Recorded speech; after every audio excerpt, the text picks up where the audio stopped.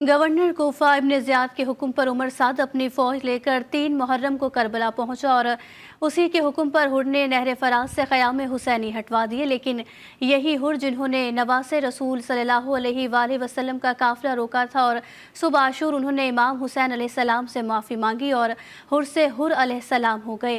محمد محسن کی رپورٹ دیکھیے۔ حضرت حر کا پورا نام حر بن یزید بن ناجیہ تمیمی یربوئی ریاحی ہے۔ یکم محرم سن 61 ہجری کو انہوں نے ذی حسن کے مقام پر اہل بیت کو روکا اور مولا حسین کے گھوڑے کی لگام تھام لی اور کہا کہ مجھے کہا گیا ہے کہ آپ کو کوفے لے جاؤں۔ مولا حسین نے کہا اے حر تیری ماں تیرے غم میں بیٹھے۔ یہ سن کر انہوں نے فوراً لگام چھوڑ دی اور کہا کہ آپ نے تو میری ماں کا نام لے لیا، لیکن میں آپ کی والدہ گرامی کا نام بغیر وضو نہیں لے سکتا۔ حر کا سامنا جب امام حسین سے ہوا تو وہ اور ان کا لشکر پیاس کی شدت سے نڈھال تھا۔ امام حسین نے لشکر حر کو سیراب کرنے کا حکم دیا، یہاں تک کہ ان کے لشکر کے جانور بھی سیراب ہو گئے۔ امام حسین نے عقر گاؤں کے پاس فرات کے قریب خیام نصب کیے۔ 3 محرم کو حر نے نہر فرات سے خیام حسینی ہٹوا دیے۔ اسی دن یزیدی فوج کا سپاہ سالار عمر سعد کربلا پہنچا۔ 9 محرم کو حر عمر سعد کے پاس آئے اور پوچھا کہ کیا حسین ابن علی سے جنگ ٹل نہیں سکتی؟ عمر سعد نے جواب دیا کہ نہیں، خدا کی قسم اس جنگ کی آسان ترین صورت سروں کا گرنا اور ہاتھوں کا کٹنا ہوگی۔ جناب حر تمام رات جاگتے رہے اور نماز فجر کے بعد